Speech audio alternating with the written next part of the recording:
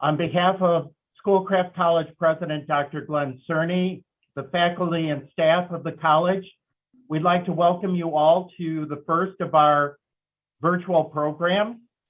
This one should prove to be pretty exciting. We have a wonderful panel and an amazing moderator. Before we get started, a real quick side note. We'd like to dedicate this morning's program to two very important people. First of all, to Lisa Berry, a friend and colleague who would have joined us in December, but unfortunately passed away. And also to Norman Dyer, our executive director's brother, who passed away and would have also been here with us today. I know they both are in spirit. So on that note, I'd like to turn it over to the true golden voice of the Golden Tower, Marie Osborne, our moderator for this morning. Marie?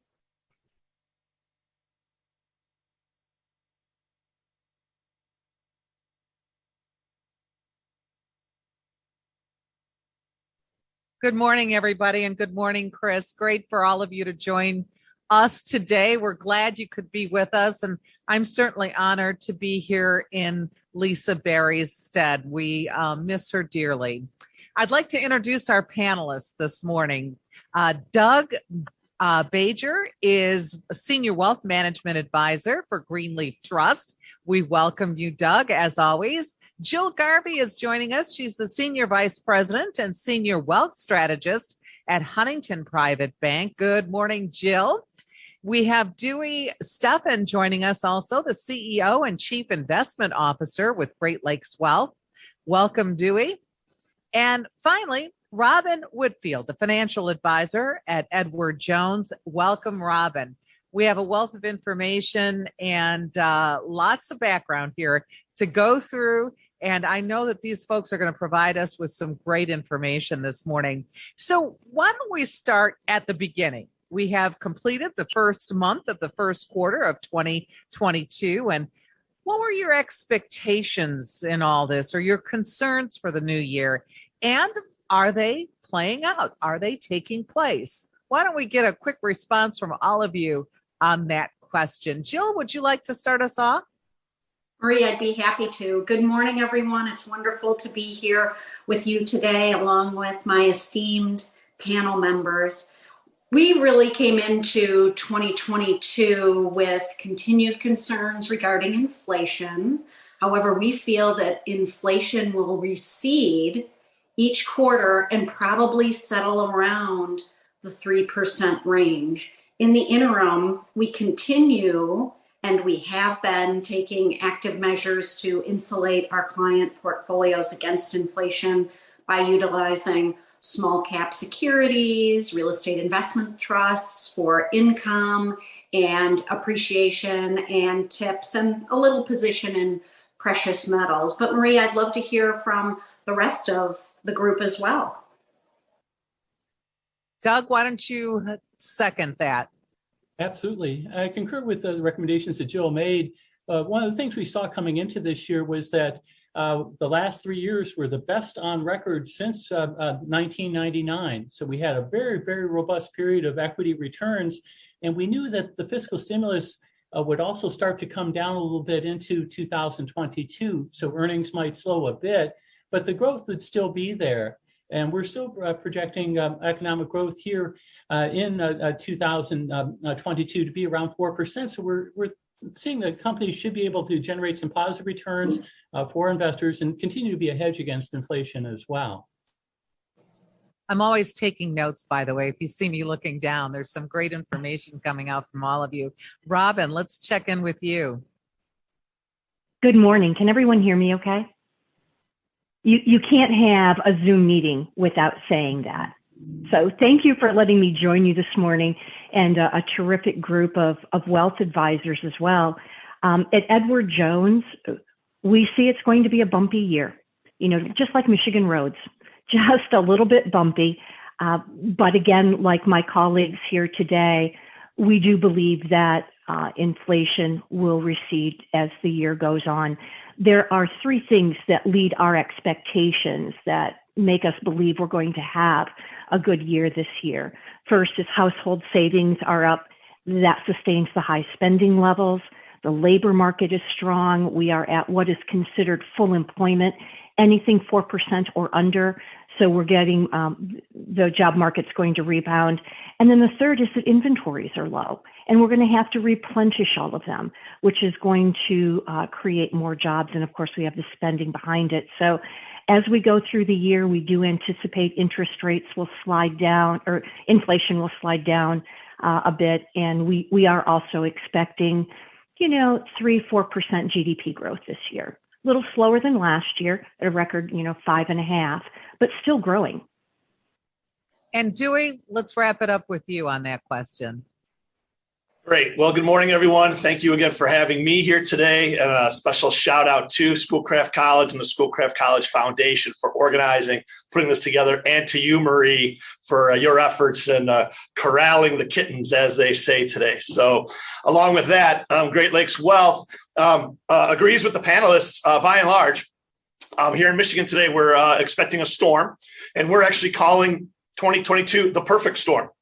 You're going to have a situation where there is inflation, and we don't know how much it will recede. We do agree that it will recede some, but we're more taking a cautious approach that it could be at these sustained levels throughout the year for a host of reasons. But also we have rise in interest rates. So that is always a situation where you don't fight the Fed. And typically when you have a situation where interest rates are increasing, a tightening cycle with the Fed, then you have some bumpy roads, as Robin said. So we're aware of those situations. And last but not least is the geopolitical situation right now. And we don't know where that'll be the rest of the year. So with rampant inflation, rise in rates, and geopolitical uncertainty, we're a little bit cautious, and we call this the perfect storm. Excellent. I'd like to ask all of you, how did the broad economy progress during the last year, 2021? Let's start out with Doug. Great. Yes. Last year, we had a very, very robust economy with the stimulus that we saw, and just jobs coming back in general as people were vaccinated and getting back to work. Spending continued at very, very high levels, as some of my other colleagues have mentioned. Consumers were spending a lot on goods. And we're looking to see that come back more into services this year as people get out into restaurants, movie theaters, and then travel too by the airlines and such. But last year, the growth was, in the 5.5 to 5.7% range. And this year, with the growth we're looking at, it'll be a little bit more muted in the 4% range, but continue to be positive. One of the things that Dewey mentioned was about trying to get inventory levels back up to normal standards. And some of those backlogs that we have with regard to shipping and other bottlenecks in the supply chain, some of that will start to ease as the year goes on too. So we're looking forward to good things continuing to happen here, and getting some of that infrastructure money spent too by the federal government will be a big plus for us. I'm going to open it up to the rest of you. Anybody else want to add on to that? Anyone else? Thing, Marie, if I may, one thing I'd like to add to Doug's very astute comments are that we saw such a red hot stock market last year. I think it's a great opportunity now, especially with the volatility that we've seen of late, to remind the audience to check back in with your financial advisor. Of course, none of the panelists thus far have talked about 28% returns like we saw with the S&P 500 through 2021. So I think it's a great time to check back, look at your asset allocation, and discuss with your financial advisor what their expectations are for growth so that you have an understanding of how that could affect your financial plan. Robin, Dewey, anyone want to add anything else to that? I'll be happy to echo those comments from Jill that this is a year where you need to rotate and rebalance. The S&P 500 was up 28% last year, but bonds were negative, and a lot of the other indices were in between those two numbers. So again, reset your expectations. Understand that it's not about the markets, it's about you and your personal situation. So talk to your financial advisor, get your plan together, and again, make it yours, not the TV's. Very good. Every day it seems that I report on something having to do with the supply chain issues in this country. They are affecting every single person in our community at every economic level. So let's talk a little bit about that. How are your organizations dealing with the questions concerning COVID and supply chain issues? And do they feel there is some relief in sight? Who'd like to start? Maria, I'll be glad to start with the response to the question. One of the things we're seeing with supply chain issues was just trying to get shipments from some of the emerging market countries, whether it's running shoes from Vietnam or other products from China, et cetera. It's been an issue too, trying to get the vaccination rates up in some of those countries to get the markets in a safer mode with regard to COVID. Some of that will continue to move forward here in 2022 as vaccines are made more commonly available in those countries. But one of the issues that we see right now leading up to the Olympics is that China's really had a zero COVID policy, and that's made it a lot harder, sort of willing to shut down their economy so they put the best image forward for the upcoming Olympics. And that's constrained the supply chain as well. Some of the factories that normally would be operating now are at minimal capacity. So some of that will take care of itself, but we'll also see things happening with regard to just the ports getting a little bit more efficient, getting some of those goods off of boats, onto the docks, and then onto trucks to be delivered to businesses and consumers. We saw some pickup in that, some improvement, talking to our customers here in the fourth quarter, is they were able to get more inventory to kind of restock towards more normal level. Mm-hmm. We're not quite seeing that yet when you drive by the car lots here in Detroit, but it's one of the things is we get a little bit more a firmer supply chain going, that inventory will also improve. Yeah, and I'd like to echo those comments as well. It's going to be, sector by sector or category by category. What you see with automotive mm-hmm. and maybe computer chips, semiconductors is way different than what you're seeing, with healthcare distribution, technology or whatever the case is. So toilet paper versus your cars is going to be different. So the inflation numbers, the supply chain disruptions, whether things are produced abroad versus at home here in the US of A, it's all going to be, a separate story. So understand that as well. And for most of the viewers today, again, don't get caught up in all of this. Please talk to a financial advisor. The other old adage is see the forest through the trees. So understand that longer term, not just the month of January or even the entire year of 2022, but longer term, if you see the forest through the trees, then your long-term success will be much more favorable.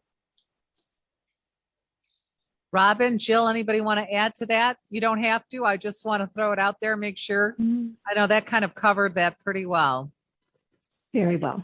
So let's move on. There have been extreme opinions bantered about the U.S. economy and the markets. One claimed that the market would crash 90% or more, then later stated that this would make for a fantastic buying opportunity. Things like this have to cause grave anxiety with your clients. So how do you address these kinds of extreme statements while retaining your professional demeanor? Oh, I'd love to start off with that one, if you don't mind. Go ahead. It's all about providing perspective and context when you're speaking. Because remember, we no longer have news at 6, 12, and 6. It used to be 3 times a day. It's a 24-hour news cycle, and there's a lot of airtime that has to be filled. And so we get a lot of opinions, but not necessarily from the experts.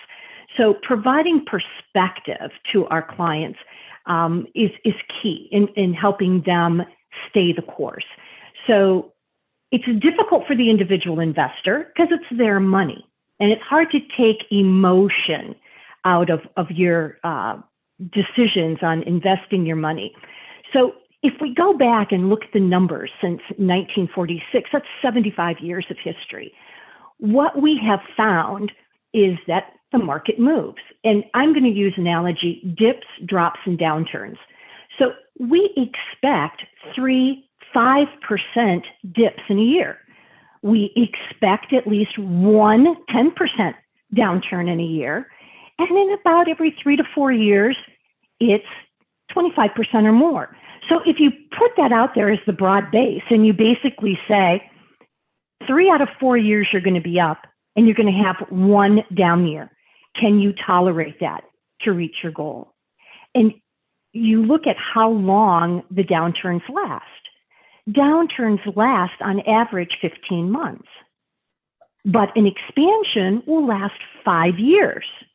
So if you have a bad 15 months compared to 5 years, are you comfortable with that? So don't pay attention to what's happening in the short term.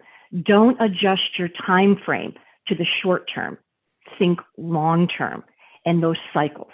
And you can stay more invested. But to my colleague's point, no matter where you are in each one of those market cycles, you want to own quality, you want to make sure you've got the right overall strategy, and you want to rebalance. So it's putting perspective is what we try to do in keeping our clients calm. Excellent. Excellent. Anybody else want to take a swing at that one? Great job, Robin. Yeah, I was just going to say, with regard to Robin's comment, she's absolutely right. Rebalancing, and Dewey shared this as well as Jill. It's part of having a discipline with regard to investing. There's been so much publicity about sort of the meme stocks, companies that maybe don't have a lot in way of earnings, but gain momentum and become the darlings of Wall Street for periods of time. It's good to not get caught up in those. You can take a little bet on it here and there, but to have discipline around the portfolio and not be afraid to rebalance, take some profits. That's a great discipline to have. Here at Great Lakes Wealth, we agree with the comments that were just mentioned, but we would kind of summarize it this way. Volatility creates opportunity. So when you have the ups and the downs, you have an opportunity to buy low and you have an opportunity to sell high. So if you need to liquidate, you need to raise cash, whether you are making a home purchase or just have an event where you're going to need some money, then you'll have this uptick where you can sell, right? And then you have other times when, as was mentioned, you can buy low, buy the dip. So whether you're a short-term focused investor, which we really wouldn't recommend, but for those people out there that need to do that, then you want to buy the dips. So when you have a 5 or a 10% correction in the sector or the market you're looking at, then again, buy that dip. But you can also, again, go back to a shorter term thought process of sell the rip. So when you have something that's higher, again, take that quick profit if that's necessary for your situation. But for most investors out there, as I said before, it's see the forest through the trees. So use a different strategy called DCA, dollar cost average, which means understand how much money you're going to be putting in and investing over time. And you don't have to put one lump sum in. Do it systematically over a period of time. We would recommend the 9 months of this year, setting up for maybe a very significant Q4 after the elections, after some uncertainty with the inflation and the interest rate environment. So DCA for most of the people listening today, but if you have a situation where you need to be tactical, buy the dip, sell the rip. All right, moving on. In truth, the last 3-year period has been the best since 1999. With all the negativity being bantered, is it still a good time to invest? What do our panelists think about that? Is it a good time to invest? Anybody want to start us off on this one? Jill? I'm happy to, Marie. I think we need to remember that it's not necessarily timing the market, although that can be very important, and our equity team is always looking at where the best entry point is for the stocks that are on their buy list. But time in the market is very important as well. And we have many clients who are at different stages of their life. But again, the theme of today has been focus on the long term and create a financial plan that is specific to you and your goals. And when you do that, you can methodically go in the market. Dewey just did a great job talking about that, dollar cost averaging in. And we think now is a great time to continue to be invested as it's appropriate for you and your individual goals. And if you have liquidity, we work with a lot of business owners who are selling their business, individuals who might be offloading real estate investments. Now is a great time to think about how to put that cash to work as an equity market investor. That is so true. I agree with you 100%. And it's, as the old saying goes, the best time to invest is when you have money.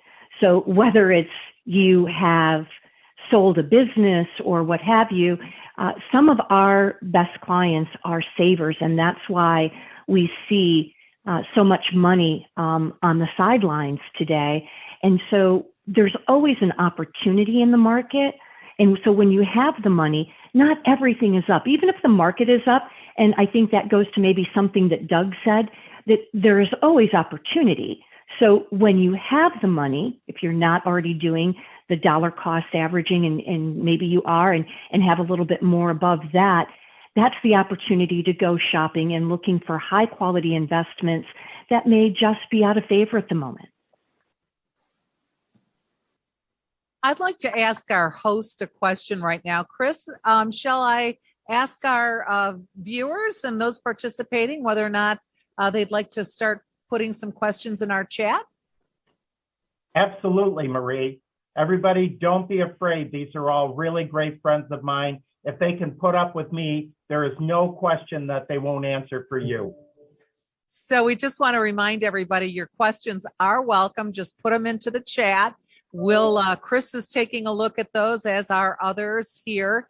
And we'll read them to the group and see what some of these experts have to say about your specific questions. So don't be shy. We're waiting for those questions. And while we wait for some of those questions to roll in, will we see economic growth again during 2022 in the U.S., in the global economy, here in the economy in the state of Michigan? So it's a threefold question. We're actually looking to see statewide, the U.S. economy, the global economy. Are we going to see growth overall here? Absolutely. Great, Marie. I'd be glad to take that question for sure. Yes, indeed. We'll continue to see growth here. We just have too many positive factors with our economy still so robust, with us at full employment.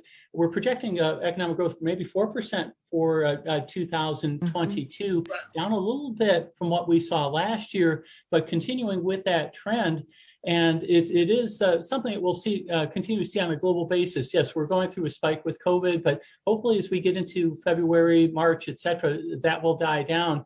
And that'll become more of a secondary issue, especially as more of the vaccines are implemented, boosters and such are given. And we just get beyond some of the holiday seasons as well.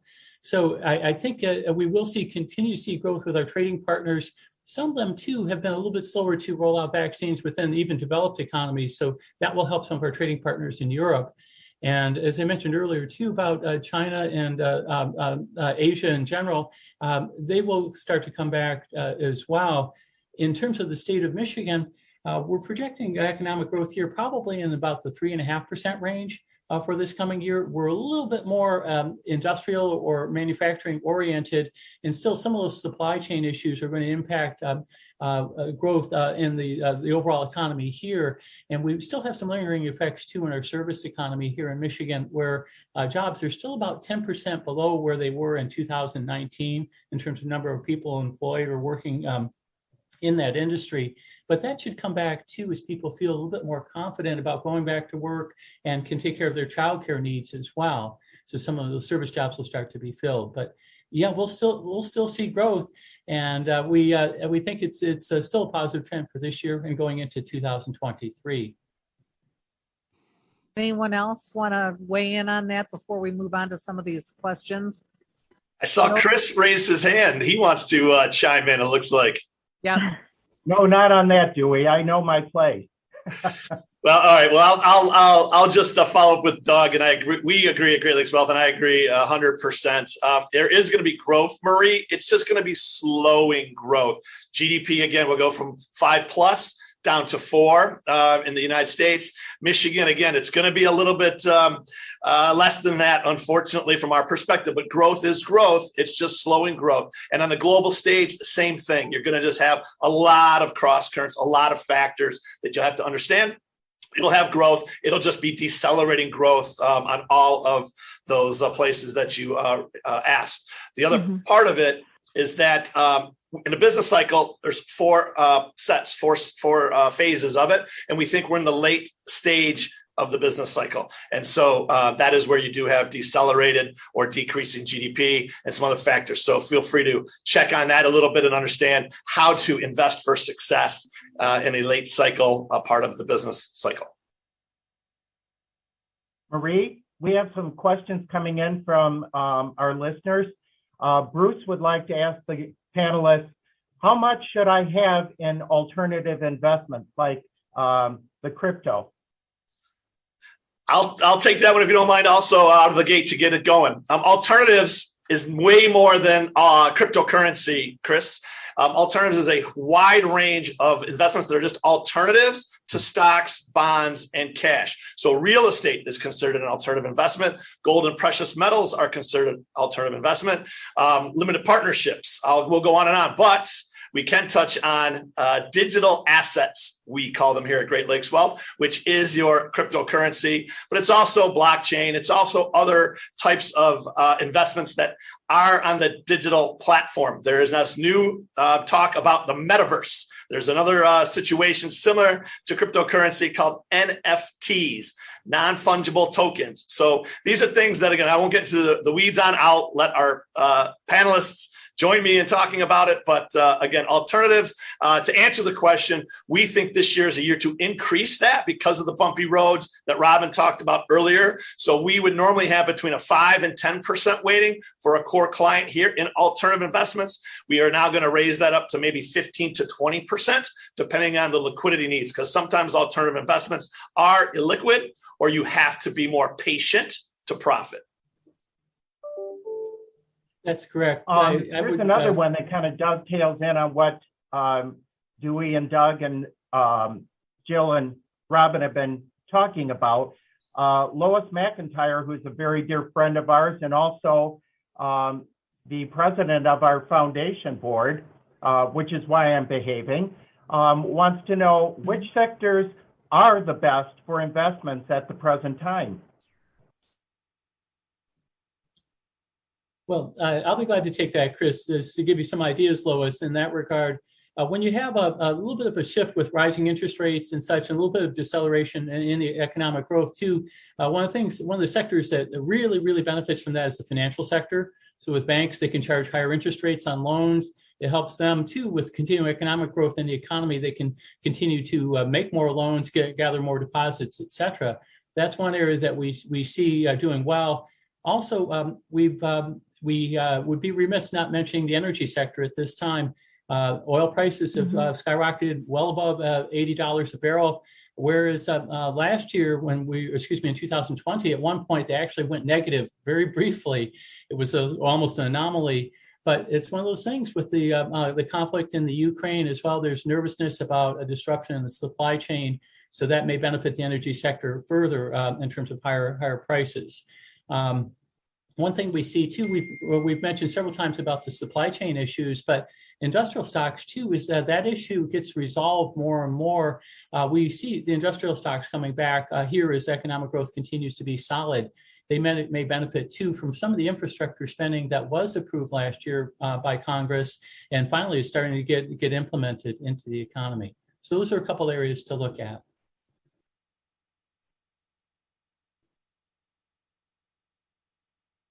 Chris, do we want to take I'll take this question here from Mike about the rate hikes. With rate hikes on the horizon, should first-time home buyers pull forward their purchases if they can find a house? That's critical. Or wait for the housing market dip? Your thoughts on that? Because this, again, affecting so many people that are in that market to sell a home or to buy a home. How do our panelists look at that? I'll take a stab at that one too. Just like investing in general, it's a personal situation. As the question came in, we do expect rates to rise. And so whether that's 2 times this year by the Fed or 4 times this year by the Fed, the housing interest rates can move on their own, but let's agree that they will go up. So again, it depends on the situation for the person.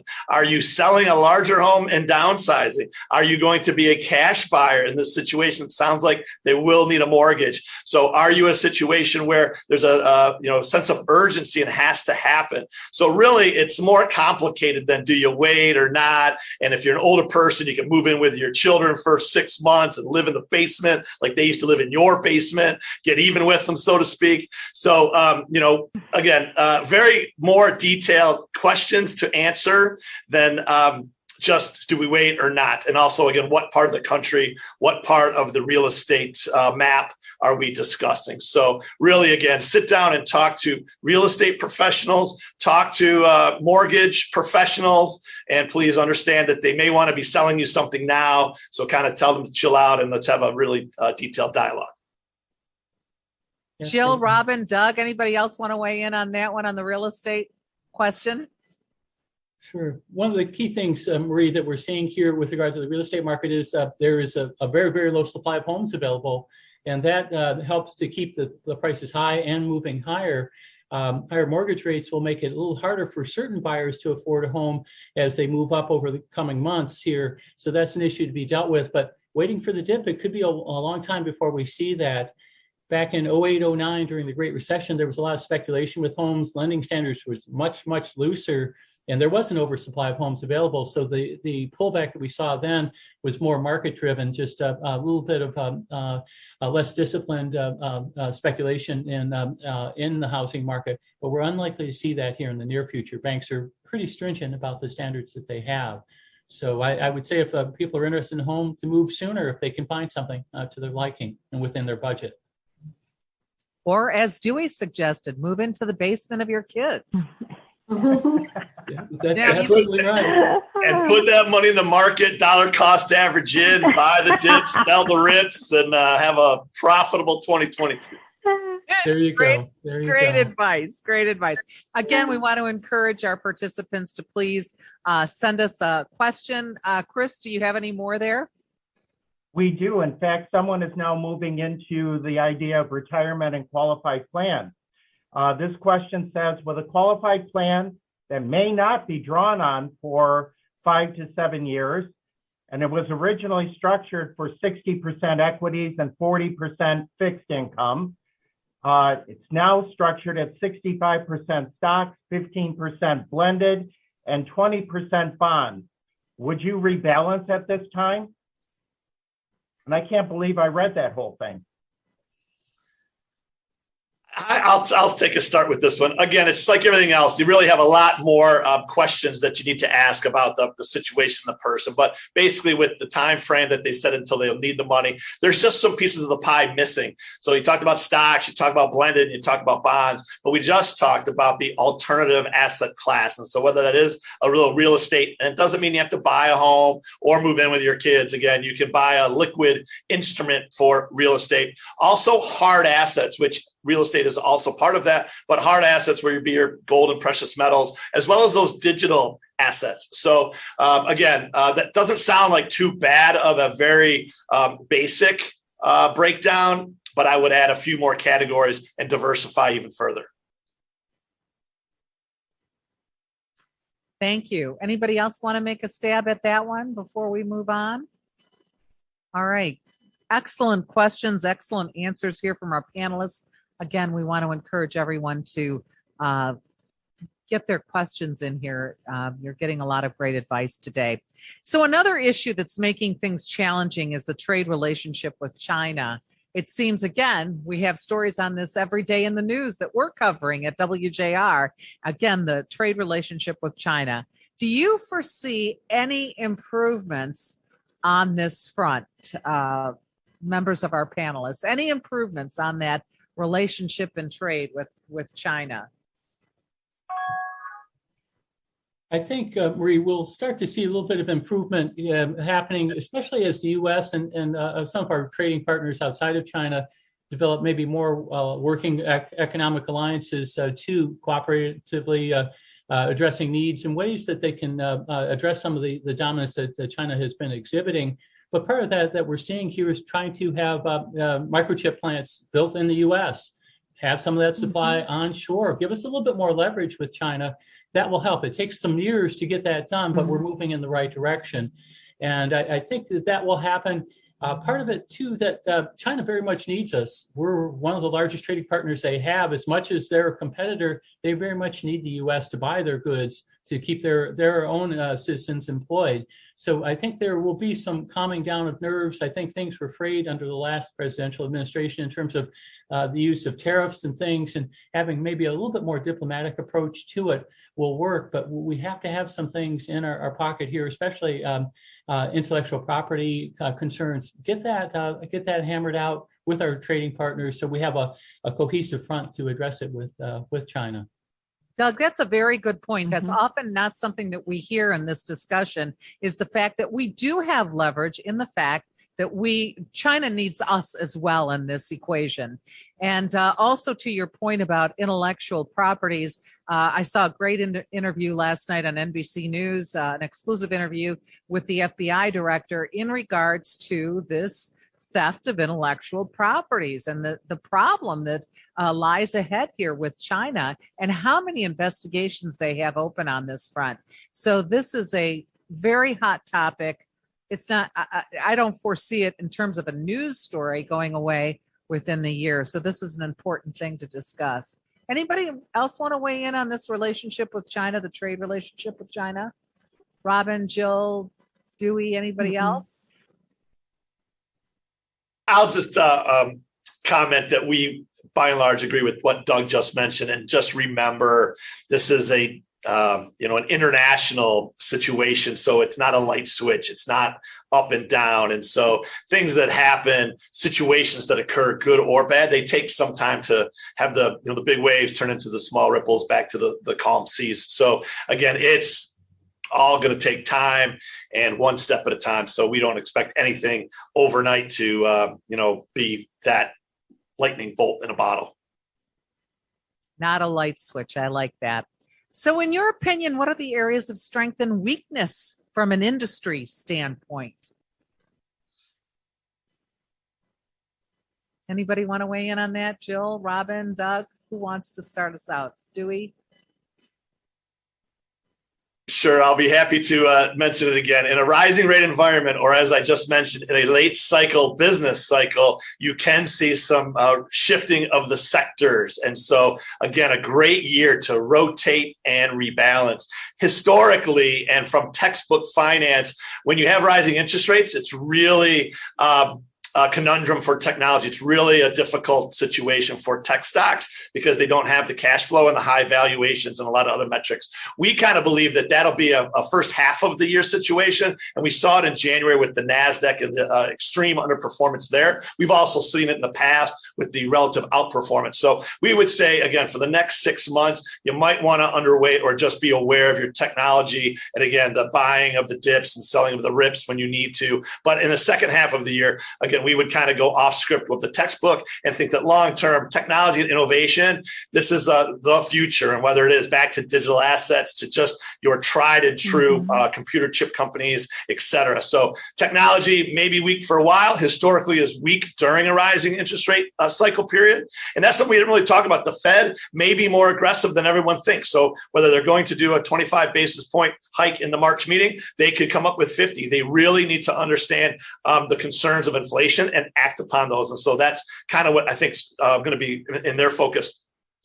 Ones that will do well, as Doug said, financials, they tend to outperform as well. So again, we agree with those comments. Also, this Build Back Better bill, the infrastructure bill, again, we need to rebuild or, start all over with not just the roads and the bridges, but the infrastructure, the cables. They're not even do cables anymore. Now it's just satellite towers. And so all of that infrastructure, those sectors should do exceptionally well also. And then Doug hit on energy. So we would agree with that as well. It'll be volatile because, again, it has had such an amazing January that you can see, again, as tech stocks went down, energy went up. You may see kind of a rebalance there in the short term. And I'll emphasize, please don't try to trade all of this. If you're watching today, again, this is not the details that we would be getting into with clients on a day-by-day or month-by-month basis. The final thing I'll talk about is healthcare. Healthcare has kind of underperformed lately, but we think in this situation of the perfect storm, healthcare and the healthcare sector, even biotechnology and some of the offshoots that come from innovation as it relates to the discoveries within the COVID landscape, we think biotechnology may surprise. And those are again a few of the sectors that we would focus on this year. I agree with Dewey in terms of especially the comments regarding healthcare. We've seen a number of the stocks that do have COVID vaccines or developing pills and such that will have great potential. There's a lot of discussion about how long will we have to live with COVID, and maybe this is a persistent thing like getting a flu shot every year. That may be something that trends forward with us. But for many of the healthcare stocks too, where they make products that are used more with elective type surgeries, maybe their stock has stumbled a little bit in recent times. Those will be coming back in the second half of the year, especially as we start to see more of those procedures taking place. So look for high quality in this market. I had one client who was just just such a burning desire to invest in the Rivian electric vehicle truck stock, and just had to have some. So begged him just to do a small position, start in. And as Dewey said, with rising rates, the stock doesn't have much in the way of sales, doesn't have much in the way of earnings. The rising rates, the stock has come down tremendously. So there's another buying opportunity. If he wants more, it's a good time to add to the position. But I begged him not to do a full weight. If you want some, you'll have some bragging rights if you time it right. But chances are you want to take it gradually, like adding hot sauce to your Creole meal. Maybe you just add a little bit at a time so you get to the right level. So right. Yeah, I think to the points that both of my colleagues have made here is about being prudent. Balance your portfolio. And I think Dewey has made several comments along those lines. Leaders rotate. So when we are looking for opportunity this year and you want to shift a little bit, you don't make huge portfolio or strategy changes. Having a well-balanced portfolio is key to your long-term success. And to Jill's point earlier, we are talking longer term here. So when leaders rotate, what's hot this year, won't be hot next year. Having balance and diversification is going to be the key to your overall success. Chris, do we have any more questions from our viewers, from our listeners? Marie, we have one that basically is kind of dovetailing into what the panel's been talking about. But in rebalancing, they want to know where's the best place to draw from. Should that be your fixed income side of your portfolio if you don't have the cash handy? Well, I'd like to take that one for just a moment. When you're looking at rebalancing your portfolio, if you do have some cash on the sidelines, you've already established what your strategy is and how much is going to be in each sector or bucket, whether it's large caps, mid, small caps, international. That's what we're rebalancing to. So if you have money on the sidelines, adding more in to create the rebalance is an excellent idea, because as we've always said, when you have money, that's the best time to invest. Or simply, if you don't have the money to add in, it just depends where everything is. And all you're going to do is rearrange the furniture. You're going to move the chair from this side of the room to that side of the room. And that's what we mean by rebalancing. A little simplified, but. Yeah, absolutely, Robin. With that, if you, for example, your target allocation for stocks is 60% long-term, and now you're at 65% or higher, maybe you trim a little bit there, add to bonds, which have come down recently with the interest rate increases. So it's a good way to do that. In the same way, on the reverse side, with the pullback that we saw so far in January, if you're a little bit light on stocks now after the first month of the year, maybe you take some out of cash or the fixed income side and re-add to the equity holdings. So it's a buying opportunity for you. And I love Robin's analogy, just rearranging the chairs, using that discipline to do it periodically. You don't want to do this every day or every month, But periodically look at your portfolio, and if it's a little bit out of sync beyond your comfort zone, it's time to rebalance back to target. It's a great discipline. It's a really great discipline. We have one here, since we're talking about getting creative in our investing. What do you think about investing in commodities? And is there any particular area there that you would suggest? So commodities fall into the alternative asset category. And so there's a broad range of commodities, whether that's oil and energy related specific to cotton, to soybeans, to orange juice, to gold and precious metals. So again, depending on exactly what it is, a broad basket of commodities should do well in a rising interest rate environment, should do well in a high inflationary environment. So we would absolutely be overweighting commodities as part of that alternative asset allocation.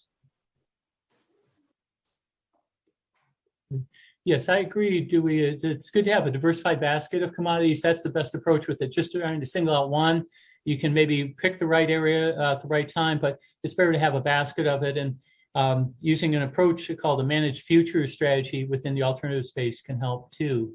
It's they have some exposure to commodities and precious metals within that type of investment approach. So, Jill, do you have any thoughts on this as well? That's great. That's why I nodded my head, Doug. And I'll also mention this is a very important piece of the puzzle, but one where you need to talk to an expert and understand what you're doing. Because again, even in just the oil space, as Doug said, you can have managed futures in oil. You can have stocks in oil. You can have master limited partnerships that kick off huge dividends, but aren't quite tied to the other return, outlook as what I just mentioned. So it's very simple to say commodities, and there are mutual funds. Just go ahead and buy a mutual fund, and you can do it very simply. But the actual way to get into it is talk to someone and understand the details. Commodities are, very complicated. Mm-hmm. Marie, if I may. That is an absolute truth. Oh, sorry, Marie, go right ahead. No, Jill, go ahead. I hear you. I'm just looking at the time, and I know we're running low on time, and I just wanted to emphasize a few points that are interrelated with investments. As everyone in the audience looks at their personal balance sheets, I'm sure you've seen the value of your personal real estate rise, certainly your retirement plans, your taxable accounts. If you're a business owner, the value of your business has gone up. So I think it's very important not only to focus just on your marketable securities accounts, but the value of all of your assets. How can you be managing risk associated with those assets? Again, not just within your marketable securities portfolio. Someone asked the question earlier about purchasing a home. We're seeing a lot of clients right now employ leverage against their taxable investment portfolios, against other assets, to get the cash needed to buy that home in Florida at the historically low rates. So that's one way you may be able to leverage your very high balance sheet right now. Point number two, I think it's great if you're periodically looking at how your assets are titled and who the beneficiaries are on your retirement plans and your life insurance policies. You should also have an estate plan. If you do not have an estate plan, the state in which you live, presumably Michigan, has a plan for you. That is not what you want. So make sure you talk to your attorney about updating or executing a will and a revocable trust. And finally, as the market will move during the year, look for opportunities to use the appreciation in your taxable portfolio, or maybe if you're over 70 and a half and you're required, you don't have to take distributions from your IRAs until 72, but look for opportunities to make philanthropic distributions to the charities that you know and love. That can provide you not only with a tax deduction, but the real motivation behind that is giving from your heart to causes that are really important to you. So I'm sorry, Marie, I just wanted to make sure I said those few key points because they're certainly interrelated with this discussion. I'm really glad you put that in there, Jill. Thank you very much for that input. Important points, all of them. If I could just get this question in here, because again, this is one topic that we've talked so much about, and that is this term, the Great Resignation in this country. People leaving their jobs, people retiring early, chucking it all and trying to find something more meaningful in their lives. So how do you advise someone sitting in front of you who's either taken this step or they're thinking of taking this step? What advice would you give them so that their long-term financial future is sound? Yeah, if you don't mind, I'd like to address that, because that has been a large portion of what I have helped my clients with over the last 2 years. Lots of buyout opportunities and people reevaluating what's most important to them and deciding to leave the job. One of the things, if they're going to stay in the job market, what we look at is, what is that total new compensation package going to look like? You may be getting a higher wage, but what do those matching funds look like in that 401k?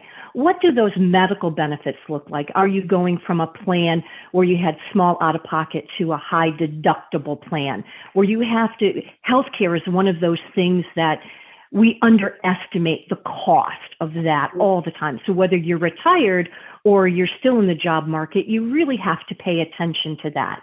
And then, of course, things aren't always greener on the other side. Where are you in your life? Have you learned through the pandemic that you can work independently from home, or are you what we call a groupie and you really need to be in the office with people? You need to look at the whole part of it.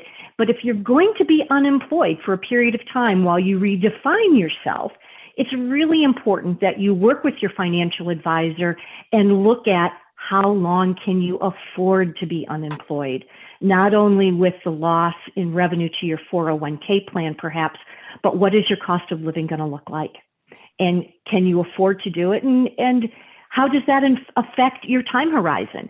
If you take some time off to identify what you want to do next, when you go back to work, how much longer are you going to have to work? So there's a lot of moving parts, and it's just like when we talked about rebalancing portfolios, when we talk about, is this a good time to buy a house, not a good time to buy a house? This is all very individualized. And so you can't take these broad sayings like, how much do you need to retire? My friend told me I need at least 3 million. Well, it depends on what kind of lifestyle you're going to live. It depends on how much guaranteed income do you already have with pensions, annuities, Social Security, that type of thing. So it's not a quick answer. And if people are going to make these large lifestyle changes, it's worth a little bit of introspection and a conversation with their trusted advisor, whoever that might be. I get very passionate about it. Well, we can see that, Robin, and I agree with you completely. Oftentimes, it's not just focusing on the financial issues, it's the non-financial issues. And when we're talking to people who are making a change, a career change, or looking to get out of the workforce completely or sell their business, a lot of times we talk about purpose. Great job, Robin. Yeah, because Robin, too, with just to complement the recommendations that both you and Jill made, one of the key things we do for clients here, especially as they're contemplating something like this, is just we call it sustainability analysis, where we look at their different sources of cash flow. We look at their different holdings that they have in terms of marketable securities and other assets that they may have in the portfolio, and then try and run it forward for them at a comfortable spending rate. Maybe it's at one level, a conservative rate, then a little bit more aggressive, and then maybe very aggressive, just to see if their needs change, just to see if the money will last for their lifetime. And right now, even with COVID upon us, one of the things we do is we run the analysis actually through age 95. What if you live a really long time? What if you're in a nursing home? What will happen with your funds? So it's a great thing. And I applaud you, Robin, for kind of putting that front and center with them. Just kind of, measure twice, cut once with regard to making a move like this. It's easier to do that and then make up your mind and go into it with better confidence that, things are going to be fine. So, good advice. I'll just also echo. I'm sorry. I'm sorry. I was just going to, echo the sentiments of Robin, Doug and Jill, that this is a passionate topic, I think, on both fronts. As the person leaving, the resigning person, this is very important, and they've thought much about it. For the organization that is losing that person, or an organization that's hiring a new person to replace that person, it's also just as passionate, because there are a lot of emotions, but a lot of stressors that go on both sides. And so it is something that's thoughtful. I'll do a shameless plug for our podcast called the What Do We Do right there. We actually did a full episode on the Great Resignation about a month ago, season 2, episode 4. We talk about it. If you're the one resigning, you better do it the right way. You better not just, stick your middle finger at your boss or the organization because you think you found a greener pasture. That'll come back to bite you. So you need to be thoughtful. If you're unsatisfied, definitely go talk to your employer and talk it through. But more than 50% of the American workforce is unhappy in their situation currently. So there is a lot of reality to this Great Resignation. And on the employer side, again, understanding your employees and their needs and how you're going to meet them. They have changed over time. And again, whether it's what Doug said about working from home with COVID, all kinds of other issues. So again, we could have a whole nother webinar. Robin can lead that one, and we can talk about this, but it's so serious. And so, there's 10% of jobs available in America, yet we have full employment, but everyone is just on this, merry-go-round trying to figure out where they're going to get off. So, sorry, I'll take a breath and move on. To that point, you don't want to get caught up in the emotion of it all, that what we call FOMO, that fear of missing out. Should I be resigning? Should I be jumping because everybody else is? Really take a hard look at it, and is it something that can be solved? Because once you venture to make those decisions, as the checklist that I went through and my peers here have talked about, you get to a certain age, it's not necessarily an easy thing to evaluate. You really need to look at the whole package. And to Jill's point, your purpose. We are finding that more and more people are purpose driven. It used to be our purpose was get to retirement, and now it's like, what are we going to do with the rest of our life?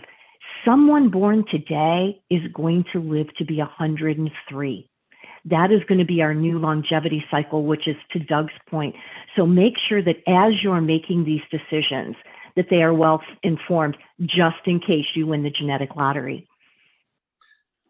Doug, you need to change your model from 95 to 103. Robin just dictated that. Well, I'll get right on it, Dewey. I'll get right on it. Such great information, such great points. Chris, I don't know if we have any more questions that you wanted to get to. I know we have a couple left here. I'll move on to the next question here. It seems, at least on my screen, that Chris has frozen. So I'll move on to the next question here.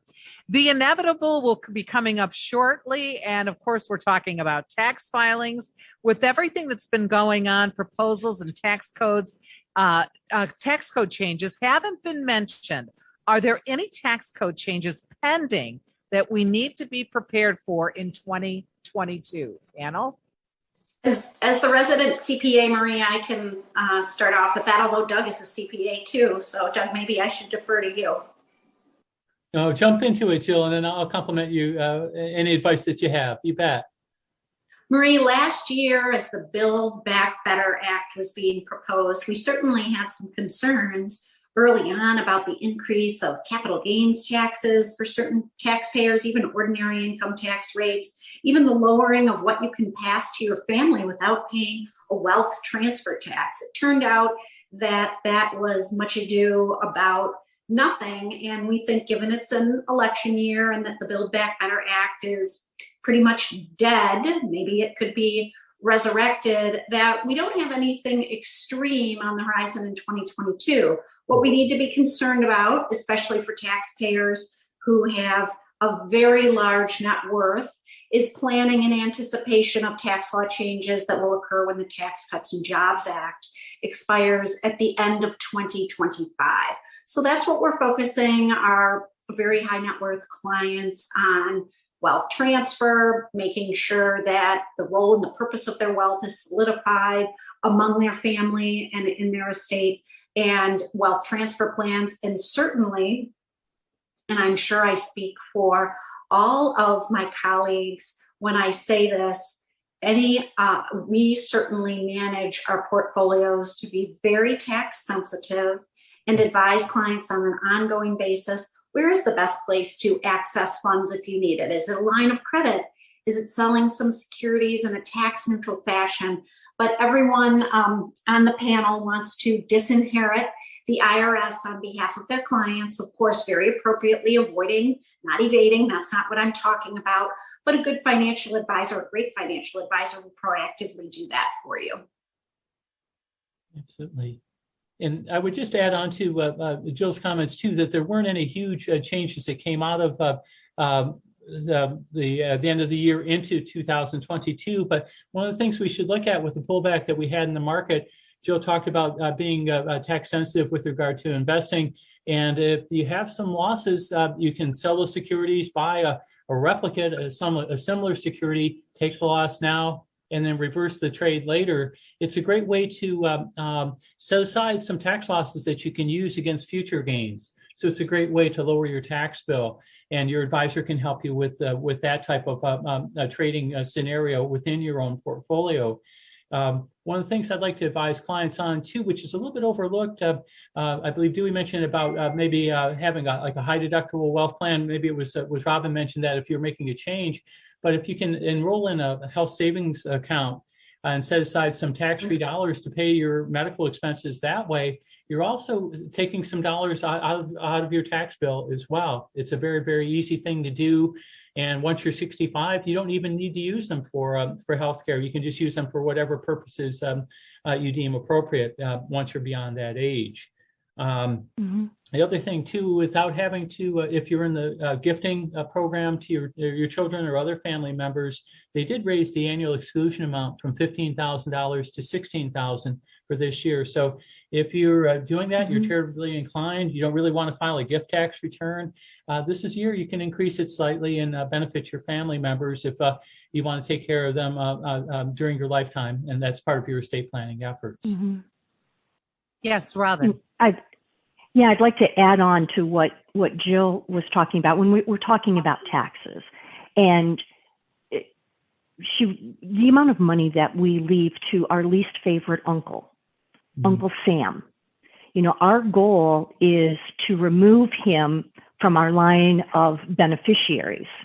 And so as we look at tax strategies, this is where, if you're more philanthropically inclined, that you can use that to your advantage. You know, as you're required to take out your RMD, whether it's 70 and a half or 72 with the new program, you can, if you would like, gift that required minimum distribution from your IRA directly to the charity of your choice. You don't pay taxes, they don't pay taxes. That's what we call tax efficiency. And now your charity has gotten more money than if you'd taken it out and had the taxes taken out and gifted it over. Some of our clients choose several wealth strategies that include philanthropic giving, and one strategy is leveraging life insurance. You can use your RMD to pay your life insurance premium, and then you leave the policy to your beneficiaries tax-free, and then donate your wealth that's in those taxable accounts to your charity of choice. And of course, being on this call, I would highly recommend Schoolcraft College, which changes lives with those contributions. But it's a great way, because with the CARES Act, you know, the government gave us the opportunity or the right not to take our required minimum distributions until 72. But anyone who can give you something can take something away. And in this case, they took away your ability to stretch your IRA over the lifetime of your beneficiaries. Now they have to take the money out within 10 years. Well, if you have been a really good saver, been a prudent investor, followed the advice of your financial advisor, you may have significant wealth to pass on. And do you want Uncle Sam to be one of your beneficiaries?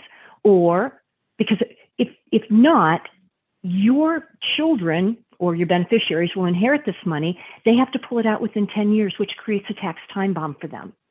So giving money philanthropically solves a lot of problems, and life insurance can help.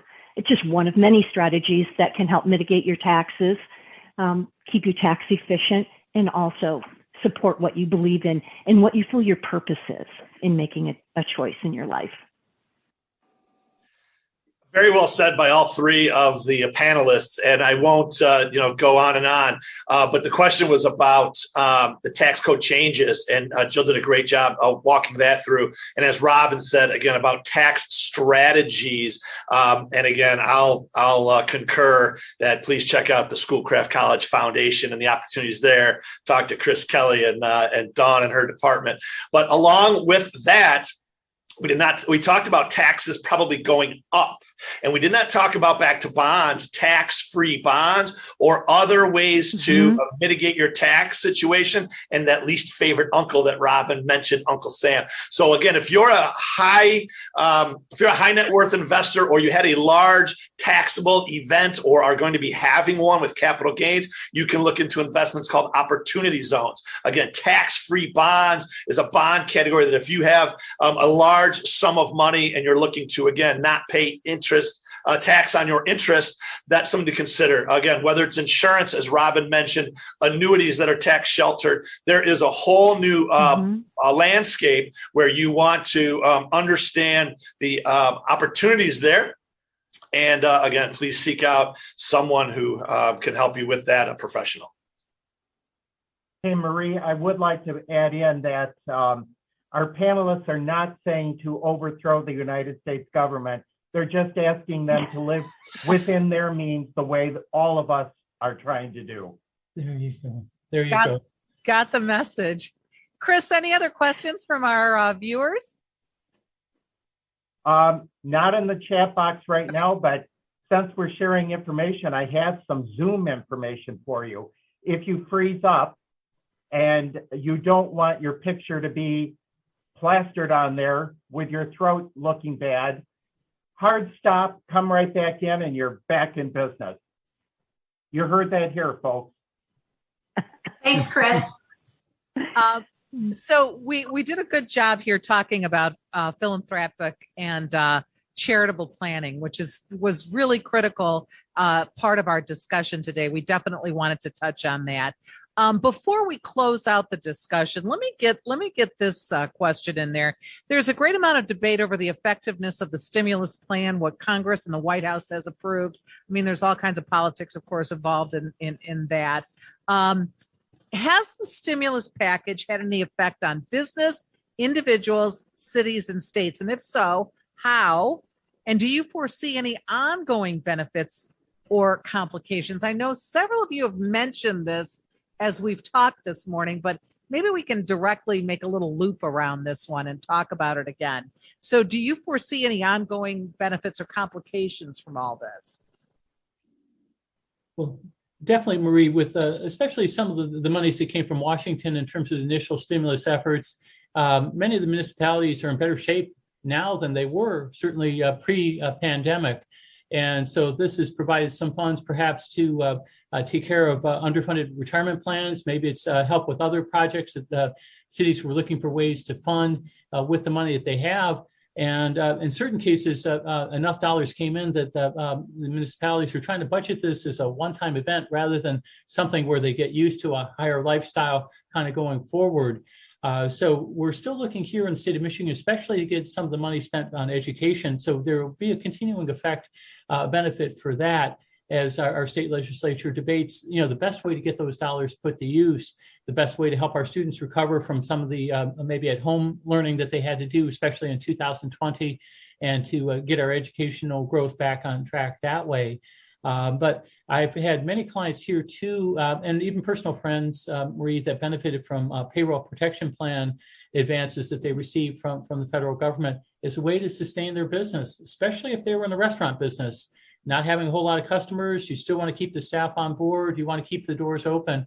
And so I know a lot of that went a long ways to sustaining those businesses during this that rough patch that we were experiencing. We'll continue to see some benefits, but I think many of the municipalities are trying to budget it as understanding this as maybe a significant event. Will there be similar dollars here in 2022? It depends what happens with Build Back Better. If parts of that are passed and we get a little bit more money coming back to cities and states from that as well, and even maybe perhaps in the form of child tax credits, which is maybe a hot point in Washington right now. Those in favor versus those that thinks it's too much at this point. Anyone else want to take a swing at that one? Marie, just one quick comment as it relates to Huntington National Bank. As many of you know, we're a premier national bank, and the PPP money allowed many of our businesses to continue to keep their staff employed, and it helped with overall operations when the economy was shut down overnight in 2020. So we saw that. We were very proud to be able to help our business owners and businesses get those funds very, very quickly. So we saw, a big plus from that. We are always told that the market hates uncertainty, and my view is there probably hasn't been anything more uncertain than this pandemic, COVID-19, right? So what are we looking at for the rest of the year in terms of the economy? And what if we have another flare-up of COVID-19? I mean, it looks like we're on the downswing. All the experts that we're talking to are saying that very same thing. You know, we're seeing maybe a light at the end of the tunnel, a little sliver, and it's not an oncoming train. But what if this flares up again? What do we need as investors to keep in mind for the rest of the year? One of the simple things, bits of advice, Marie, is to not overreact if we do have another flare up with it. I think all the panelists here today would agree that businesses have been tremendously resilient. Employees too, working in a hybrid fashion, some maybe part-time in the office, part-time at home, et cetera, as well as developing online businesses to continue to service customers, whether that's from a retail perspective or restaurant perspective. You can't have dine-in individuals. Maybe you have a more robust takeout business. So we'll see that, but I think the healthcare field will continue to evolve as they learn more about COVID, and that will better help us to deal with it going forward. What really does work, maybe what is maybe more window dressing, perhaps. So that will continue to be the case, but it's not over yet. That's for sure. And the chances for yet another variant, well, we've had two so far. Could a third one happen? Yes, absolutely. I'll chime in, and that we would agree with that. The uncertainty for this year is really way more than is COVID going to have a flare up, and is there another variant? It's what I talked about before with the perfect storm. How high is inflation going to stay? How high is the Fed going to raise interest rates? How high are these international relations going to escalate to geopolitical uncertainties? So those are the things. Again, COVID and other situations that occur are going to be noticeable and talked about, but really, as Doug said, we are learning to live with COVID, and whether it's a new variant, there was Delta, now Omicron, there'll most certainly be another one. And so businesses are pivoting. That was our word from last year's event here. You had to pivot to profit. And then, as Jill said earlier, surviving versus thriving. So the uncertainties, Marie, are certainly there. I like that, right? There's certainly uncertainties, but it's really, again, more about the Fed. And don't fight the Fed. If the Fed is raising interest rates, you better understand how you are positioned within your portfolio. And if you're understanding the economy, how it'll affect that as well. Yeah. And to follow on and echo some of what my colleagues are saying here, COVID is here, but it's not the big scary thing that it was in 2020. when it first came out. It was the fear of the unknown. We have lived through it now. We have vaccines available. These things are allowing us to get back to normal. And I think we're going to Dewey's point, I think we're going to be able to manage through it should we have another variant. We're still very optimistic in spite of interest rates rising and geopolitical forces and the somewhat uncertainty of COVID. We're still optimistic for the year. You just have to be prepared. And if you're prepared, you'll be able to thrive in the environment. Are we going to get the fabulous returns, the high GDP that we did last year? No. Will we be on the positive? We think so. But we think the first half of the year is going to be a little bit more of a struggle than the back half of the year. Once we get, through our fight with Omicron right now, get through some of our supply chain issues, understand a little bit more of where the Fed is going with interest rates, we think the back half of the year is where we're going to see more positives than negatives. All right. In closing out, we only have a few minutes left, but we want to just get your views on all overall planning trends, your top 2 or 3 ideas for 2022. So we're going to do a quick round robin here before we close out the discussion. Who would like to start us off? All right, Jill, you're it. Marie, I'll reemphasize to revisit your estate plan, create an estate plan. If you do not have one, again, you want to be able to control who gets your money, when, and how. You do not want that dictated to you by the government. So make sure you have an estate plan, review the titling of your assets and beneficiary designations. And number 2, revisit your entire balance sheet and look for opportunities to insulate yourself against risk. Robin did a great job of talking about various insurance strategies that you can employ and understand where you can leverage those assets. Thank you, Jill. I would say, Marie, just a couple of ideas that haven't been mentioned yet. One is, especially if you've made a transition, you've gone from a higher paying job to a lower one, just something maybe you'd love to do. It may be a good time to look at maybe doing at least a partial Roth IRA conversion, where you have a traditional IRA where if you take the money out in the future, it's fully taxable to you. But if you convert it to a Roth IRA, you pay a tax initially, but the money will grow tax-free. And then in the future, as you take withdrawals, they'll come out without paying any income tax on them. We've done this for several clients, especially with a pullback in the market. It's a good time to look at it for that type scenario. But also, too, we talked about longevity, maybe living to 103. One of the things I would ask you to do is to talk with your financial advisor. Just look at would long-term care insurance maybe something that would be of use to you, maybe help you sleep better at night? Or is there just are there enough assets in your portfolio to sustain it, to cover those costs? Heaven forbid you and your significant other maybe would have to endure that, maybe up to 5 years, maybe longer. Could you weather that storm and still sustain your lifestyle? So those are 2 things I would ask you to look at as you're coming into the new year here. Let's put it on the to-do list and take those on. Dewey, Robin? Sure. I'll jump in next. Just want to thank you, Marie, for hosting our panel today, and thanks Schoolcraft College and the foundation for preparing and putting this on. It was my pleasure to be here today, and I'm honored to be with Doug, Robin, and Jill, as well as you, Marie. So thank you again for having us. There's 2 parts of planning. One is wealth management, which is financial planning, and asset management, which is investment planning. I'm going to go in between with kind of a third one, which is your debt planning, and that's actually part of the financial planning. So one of the topics, so we're going to talk about the investment playbook for 22 and how would you plan for 2022 from the investment perspective. I'll throw that out there with this limited time. Number 1 is deal with debt.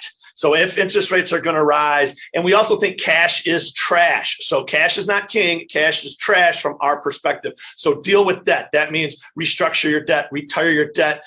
As was talked about earlier, understand the forces of rising interest rates and get bad debt taken care of. So deal with debt. Next is dividends matter. So in investing, we didn't really talk about dividend paying stocks or stocks with cash flow, but dividends will matter this year. So if you are looking at investing in the stock market, one thing to consider would be those stocks that pay dividends.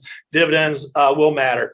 And the third one would be 2022 will be hard. And we say hard as in hard assets. And we've talked about this several times today, meaning real estate, commodities, other alternative investments. So 2022 will be hard, and that means for hard assets. The bottom line, 3 Ps to investing for us this year, the 3 Ps, don't panic, up or down, be patient, and then execute your plan. Thanks again for having us. Excellent. Robin, you're going to close us out. Wow. What a terrific day this has been. What a high quality group of people Chris put together. Kudos to Schoolcraft College and Marie. Thank you so much for your time as we have managed through this. I echo many of the points that my colleagues have brought up. Make sure you've got an estate plan. Long-term care, healthcare is one of the biggest things that people underestimate the cost of. And try to be tax efficient. Back to what Doug said, doing Roth conversions. But one fine point on that is if you are 65 or older and you're considering a Roth conversion, double check against your Medicare premium because a Roth conversion is like taking money out in a taxable situation that it could increase your Medicare premium. So you want to be prepared for that. And those are some of the nuances we talk about. And to Dewey's point, rising stocks with rising dividends are your biggest hedge against rising costs. So we know bonds won't get us there. But my 3 takeaways, it's to work with your financial advisor to make sure you've got your strategy right. Then buy quality, rebalance, and stay invested for the long term. Don't let TV or radio shorten your window that you're looking at. Think the long term and make long-term decisions. That is going to work for you, whether it's 2022, 2023, or 2024. Take a long view. Thank you for letting me be here with you all today. It was very exciting. I want to thank Doug Bajer. I want to thank Jill Garvey, Dewey Steppen, and Robin Whitfield, as well as Christopher Kelly and Dawn Magretta for having me here today. Such an honor. So much great information today. What a panel, Chris. Well, Marie, one of my greatest assets are my friends. And you can see they're all winners, especially the golden voice of the Golden Tower. I appreciate Thanks everybody that. for being here with us. We really appreciate our wonderful panel, our moderator, and all of you for taking the time. Don't forget, pandemic or not, we can all get through this together. Be safe, be healthy, and we'll see you soon. Have a good day. Thank you, Bye, Chris. everyone. Thank you, Marie.